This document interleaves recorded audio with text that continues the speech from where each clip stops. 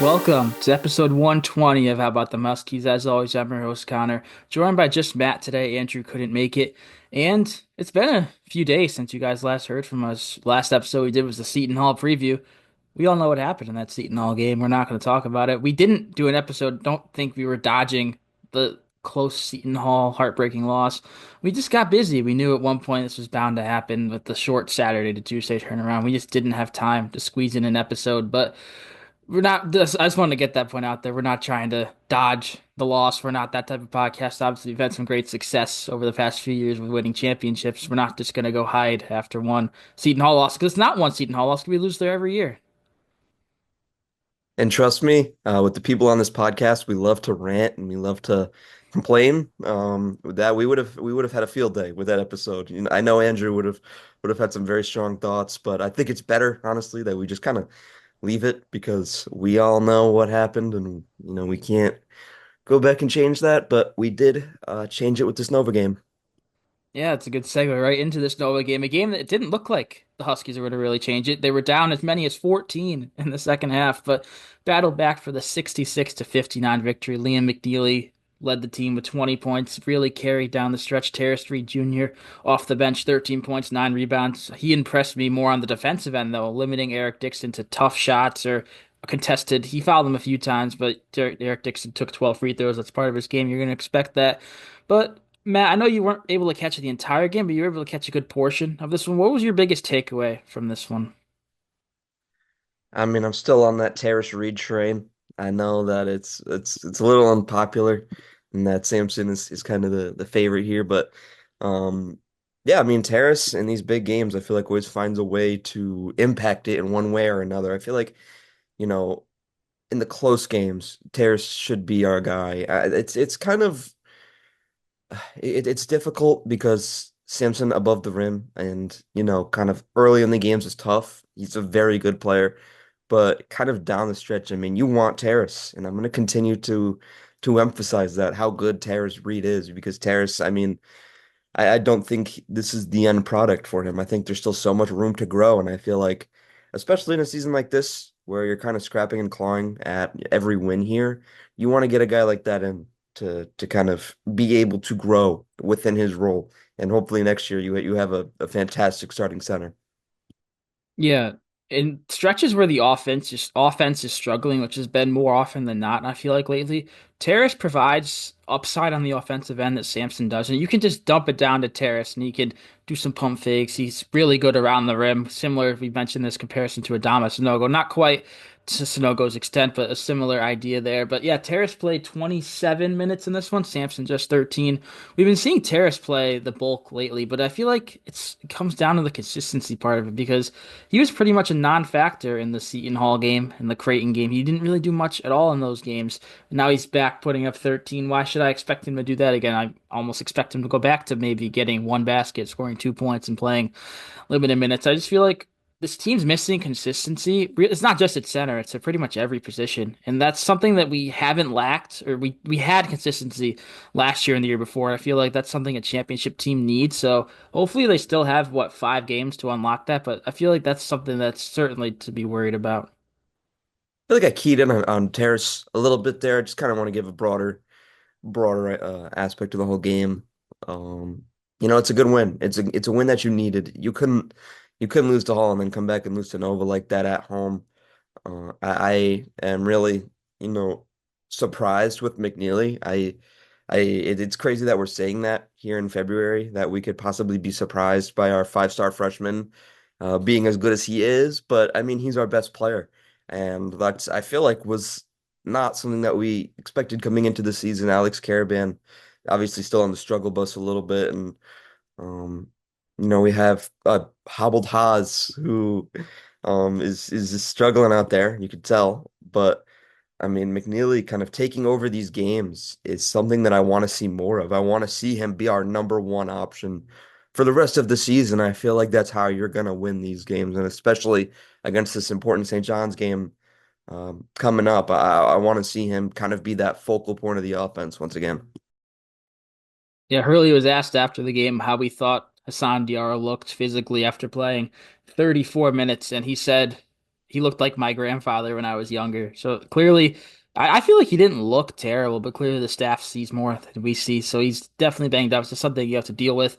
I wish, and we're gonna get into this point later, but I wish we had guys that could back him up more strongly, and so he wouldn't have to play 34 minutes. But we'll talk about the bench after. I want to talk about Liam because I agree with you. Going into the year, everyone just assumed Alex Carabin would be our best player. We know Liam McNeely's a five-star with a lot of talent and is the guy that would average probably maybe 11, 12 points per game, maybe similar to Stefan Castle, what he averaged last year. But I don't think anyone really saw this explosion from him, but it's kind of necessary. I believe I saw the stat since he came back from the injury. Obviously, it's inflated with the 38-point performance, but he's averaging 22 points and 9 rebounds per game since coming back from that injury. That's significant. That's something this team missed for over a month, and it showed. I mean, we beat two teams, Creighton and Villanova, that we lost to without Liam McNeely. Hopefully, we can continue that kind of get back. I don't know who we even play that we lost to. I'm blanking right now, but all in all, I just feel like this team it was missing a guy that was arguably their best player, is their best player, seeing him back. Now that he's healthy, obviously the Seton Hall game is just I don't even know what happened there. I feel like that's almost like a an outlier, hopefully, because since Liam's been back, we played St. John's very close, a game we probably should have won. Beat Creighton on the road and beat Villanova in a major comeback fashion. So we're 2-2, but I mean it's not crazy to say we could be 4-0. I feel like this team is starting to click at the right time, but I don't know. I just feel like you're always gonna have to look back at that Seton Hall loss and say anything is possible. Yeah, Liam's playing like a top 10, top 7 NBA draft pick at the moment. And I mean, you can't overstate or understate how important that is. I mean, I just mentioned that game that we have coming up against St. John's. We need that one. If you can beat St. John's at the Garden, I feel like you can kind of build that momentum to the point where the Hall loss, I mean, it's a thing of the past. If you can come out and beat St. John's at the Garden, if you could beat John, if you could beat St. John's at the Garden, you can really build something there. And like I said, that St. John's game or Seton Hall game, it's really important right now. But if you start to build together some quality wins like this Nova one, St. John's, and you can go into the conference tournament on a high note, I feel like you're in a perfect spot. And I think you could be right about the team clicking. Yeah, at this point in the year, at 5 games left, you kind of got to look at the standings and look at potential seeding for the Big East tournament. We're currently in fourth at 10-5, but we're 1 game behind both Marquette and Creighton, who's 11-4. So I'll pose the question to you: which of the obviously we know the big three teams ahead of us, St. John's, Marquette, and Creighton, which of those would you want to avoid the most until a final? I feel like it almost has to be St. John's, but I want to hear what you have to say. I think the obvious answer right now is St. John's because we haven't seen it yet. We haven't beat them. Can't say that about the other teams, but I mean, you want to come out and you want to beat St. John's because in my mind and the way that I look at it, St. John's is a national championship contender with the coach that they have in Patino and the guard play and the big play. They have everything and it's not something that you can take very lightly. I feel like I mentioned, we haven't beat them yet. If we can come out and beat them at the Garden, I would feel a lot more confident. But if we go 0 for 2 against St. John's, I feel like that's just kind of a sign for things to come in March. Yeah, looking at the schedule, we kind of control our own destiny in a sense of avoiding St. John's because if we win out, we're gonna be the three, probably the three seed. I don't think we can get to the two, but if we win out, that means we'd be 15-5. We beat Marquette in the process. We'd also be 15-5 if they win out, and we have the season series over them, so we'd be ranked higher. So that's obvious. I feel like that's the goal. I feel like out of those three teams, I kind of want to maybe see Creighton the most.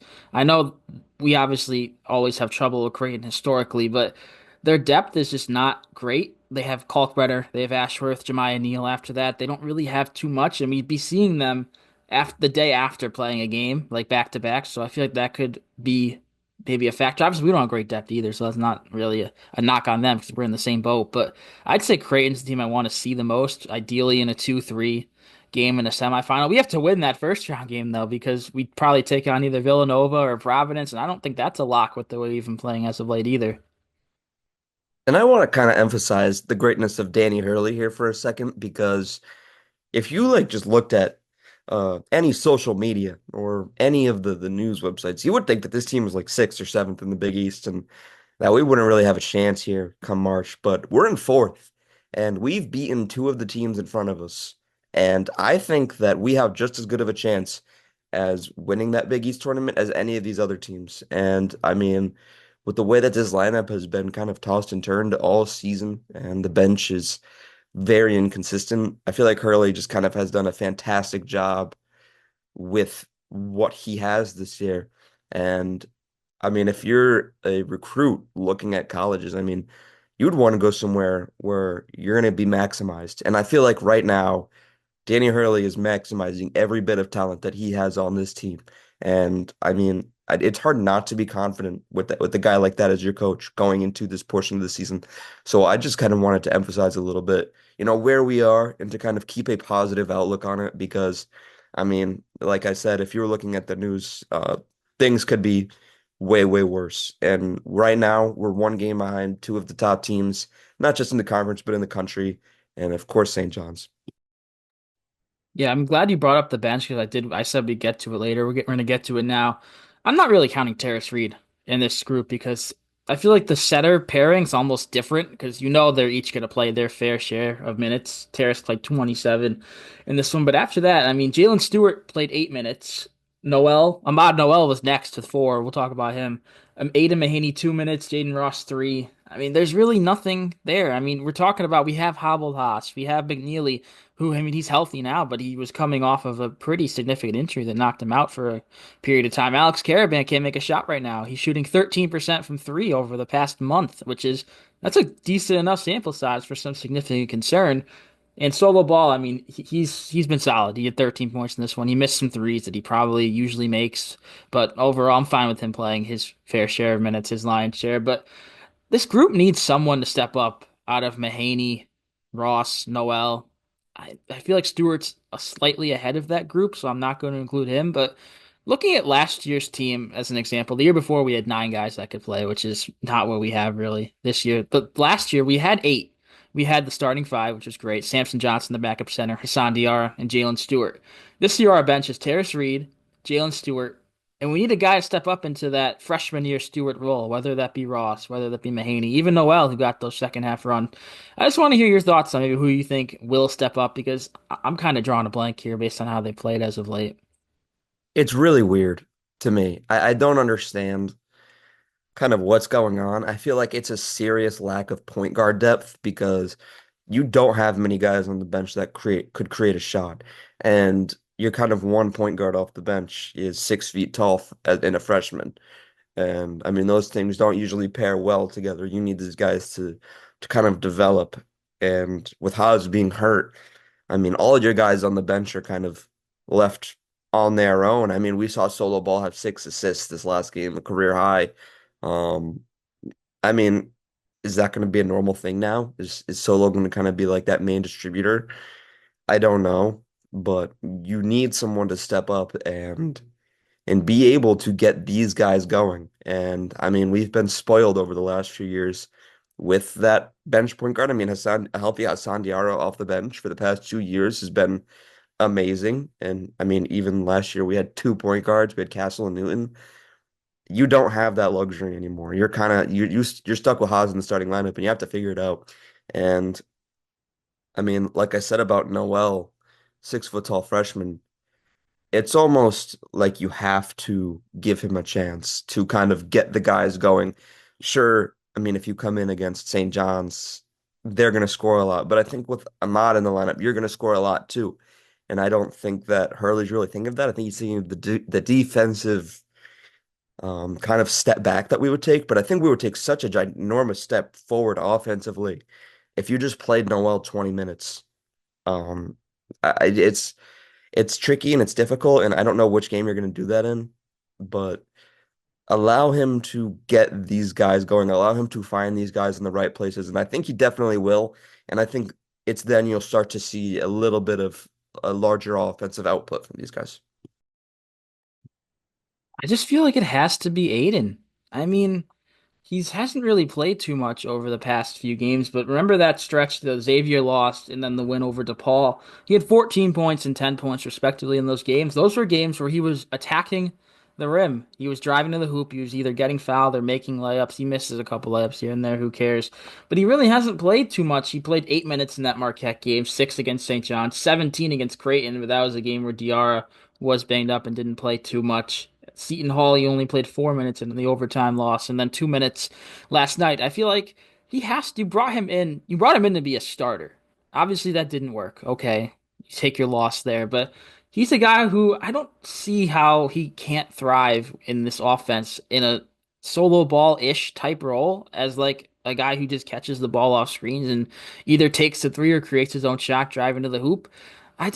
I feel like the leash he has is so short, and I don't understand why. I know he has silly turnovers, like he had one last night where he got his pocket picked to half court and it turned into, I believe, a Villanova bucket or something. But he has those moments, but I feel like the staff and Hurley, you have to look past the first mistake with Aiden Mahaney because, I mean, to pull him after one mistake and don't go back to him the rest of the game, I feel like he can provide a spark. He's the type of guy in a Joey role that could provide a spark for your offense if you're kind of struggling to hit shots, like you're down double figures. He gets a big maybe and one or just knocks down a three. He did miss a good look from three in the corner, but I'm still a high believer at Aiden Mahaney. I'm always going to be. I feel like he's the guy who still, for some reason, doesn't have his role figured out on this team, which I feel like if you just look at it, his role should just be a guy that isn't a ball handler. Every time he's in there as of late, it's been in a ball handling role. So I've said that all year. I'm going to keep preaching it until they figure it out. But I just feel like Aiden has to be the guy to step up as that, I guess, eighth man. I don't think it'll be Jaden Ross. He's a guy you could maybe put in there in sparks, maybe to get a defensive stop or something, but I don't think he's the answer. And Noel, I'm surprised that Hurley even went to him in the second half as the first guard off the bench. It makes sense to mix it up when you're down big. I'm surprised that even happened. But yeah, all in all, to close this point, I feel like it has to be Mahaney as the guy to step up if this team's going to go anywhere. It's really hard. Like I said, I mean, you're really struggling at the guard position.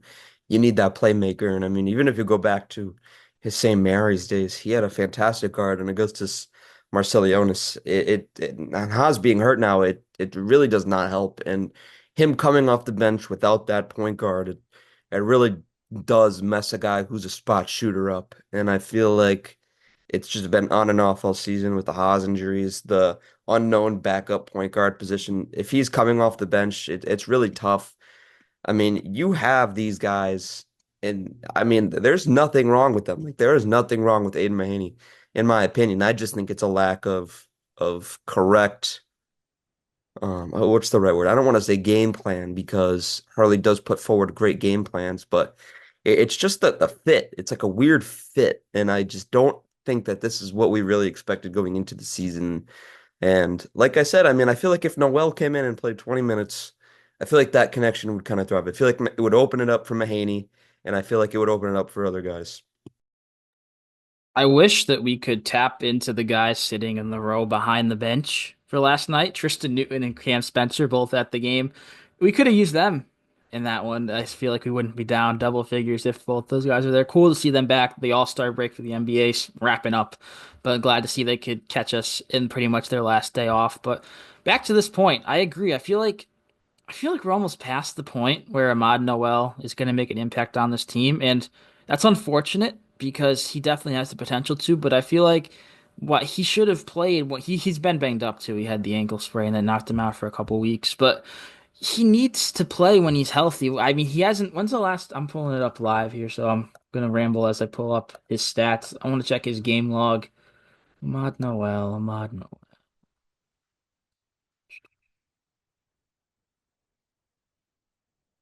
He hadn't played since that Xavier game, where he played 2 minutes. Before that, 3 minutes, 3 minutes. He played 9 minutes against Georgetown, where he scored his last points. But I know he's been injured, but he's been back since that Creighton game he was able to play. It's just I understand wanting to mix it up. Why throw a guy in there who hasn't played in nearly a month and think that'll be the answer? He has the talent to maybe help, but it's just we're talking like we lost the game. They ended up coming back and winning, but it's just this is for the rest of the season and postseason because it's going to be an issue. I can't imagine Aiden Mahaney is going to magically become a guy you can consistently get 6 to 8 points from, which he has the talent to, but I just don't think that's realistic to think of for the rest of the year. We gotta. I don't know what the answer is. And it's we've been talking in circles, I feel like trying to figure it out. And I just guess we won't know the answer until we see it, but I'm a little surprised this is how this roster ended up because going into the year we were thinking, "Oh, we're so deep. We have 10 guys that can play." And now it's really down to 7. I feel like the answer all year has been half court offense, and I feel like it will continue to be. I mean, there really is no true guard when Haas is the way that he is, and um, I mean, you need your guys to just swing it around, and I feel like I said, that half court offense where everybody's touching the ball in a possession and you're just finding the open man. I feel like that's gonna work um going forward, and I do trust Hurley to kind of put us in the correct spot to win. We have not seen the guys lose a game in March against a non-conference opponent in 3 years now. So, I mean, I feel like there's no reason to really be worried. Just remember that dominance, that Danny Hurley dominance that we have seen over the past few years, and kind of feel confidence in that, Husky fans. I feel like knowing that Dan Hurley is your coach and knowing that he's going to make the best game plan possible. He's the best coach in the country. It's hard to kind of feel nervous about a game when you remember that. So I feel like just remember the dominance in March and remember that he's going to put us in the best possible situation to win. I agree. I feel like even though we're not as strong as the past couple of years, we still have won every game by double digits in the NCAA tournament. We're on a 12-game double-digit winning streak. So that's definitely something. But we're almost done here. I want to look at one last positive thing before we wrap up the defense in the second half, especially. Wooga Poplar, who led Villanova with 19 points, and it's just a very fun name to say going back to his Miami days, and we beat him in the Final Four. He had a wide open dunk. Don't know really how. He just caught the ball on the 3-point line and drove in and dunked it. No one even contested it. That put Villanova up 53 to 39 with 11:58 left in the game, 12 minutes left in the game, we'll call it. After that, Villanova scored 6 points in the last 12 minutes. UConn scored 27 points, a 27 to 6 run to close, and it was fueled by the defense. They started pressing, which is not something we've seen us do very often. I feel like part of that's the injuries to guys like Diarra and McNeeley and the depth we have. But they subbed in Jalen Stewart for Alex Caravan, and they started putting pressure full court, and it forced some turnovers, which is something that we also struggled doing defensively, forcing the other team to turn the ball over. So we were able to come back with that press. It's something I feel like we might see more often now because it was effective and led to a win. But I want to just shout out Jalen Stewart, who didn't have his best night. He only played 1 minute in the first half. He struggled in that 1 minute. Hurley gave him a quick hook, didn't go back in, but was really a big part of the reason why we were able to come back with that pressure. And if you're struggling at guard and you don't have many guards, that means you have an abundance of bigger wings and centers. And I mean, it took him 30 minutes to realize it, but that press, I mean, that is what won us the game. I mean, like you mentioned, 6 points in the last 9 minutes. That's ridiculous. That's fantastic defense. There are plenty of guys on this team who are going to come in and make huge impacts. Jalen Stewart is one of them. Like you mentioned, only 7 minutes, but a key factor to why we ended up winning. So, um, I mean, using what you got, like I said, the abundance of wings and big guys to kind of force turnovers and stir some trouble on the offense. It's fantastic to see. And also, offensively during that stretch, I forget if I said this before we started recording or in the pod, but I'll say it again if I didn't say it. Liam McNeeley and Tarris Reed combined to score our final 17 points. Liam, a lot of his damage was at the foul line, which he's getting the foul line, so that's good. I mean, when Eric Dixon does it, he's a free throw merchant, but when Liam McNeeley does it, it's good basketball. That's how we view it on this podcast. But Liam was able to get to the line. He had a big three, and there Tarris Reed had some monster finishes inside. He had that dunk. He is, I feel like, the key to maybe winning some of these games down the stretch because Samson Johnson is a guy who is more of a lob threat. Tarris is a guy who he can get offensive boards, he can pump fake, draw fouls. Free throws, he missed the only 2 free throws the Huskies missed all game. As a unit, we went 16 for 18. Tarris went 1 for 3, but him in there defensively on Dixon. I know I already said that, but I'll say it again. Defensively on Dixon, forcing him into tough shots, making other guys beat you, which Poplar did, Longino did as well. So credit Villanova there. But Tarris and Liam won us this game on the offensive end. Even after we took pressure off at like the under four, we were still down by 6 when we took our pressure off. We were down 14 going into it.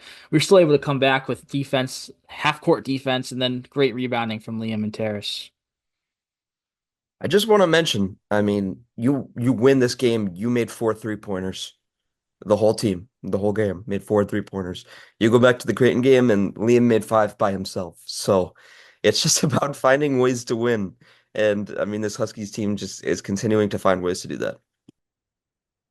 Yeah, I mean, Solo went 3 for 9 from deep. There was twice in the first half where he missed wide open threes that would have gave us the lead for the first time in a while. He didn't convert, and we have never took the lead back in that first half. But I'm not. He's 3 of 9. I feel like it's not. It's below his average, but it's still. I mean, we'll take it. He had 13 points, and provided he wasn't a negative on the defensive end, which with Solo, I guess you'll take that at this point in the season. But you got anything else about this game? I don't either. I don't think there's much more to say besides it was a much needed win. I feel like if you lose this game, back-to-back losses, that what would that put you at? 17-9 on the season. That's a bubble team. That's a team you look at bracketologies you're going to see in the maybe last four buys or even the first four in Dayton. But luckily for now, you avoid that. I'm not saying that you completely avoided it because we're still 18-8, which isn't great, but I feel like with how weak the bubble is this year, it's definitely enough to get us at least in the tournament where we'll be seated. Who knows? But like we said a few minutes ago, Dan Hurley hasn't lost an NCAA tournament game by less than double digits. We did one by double. You know what I'm trying to say. Past 2 years, so it doesn't matter who we face, what seed we are.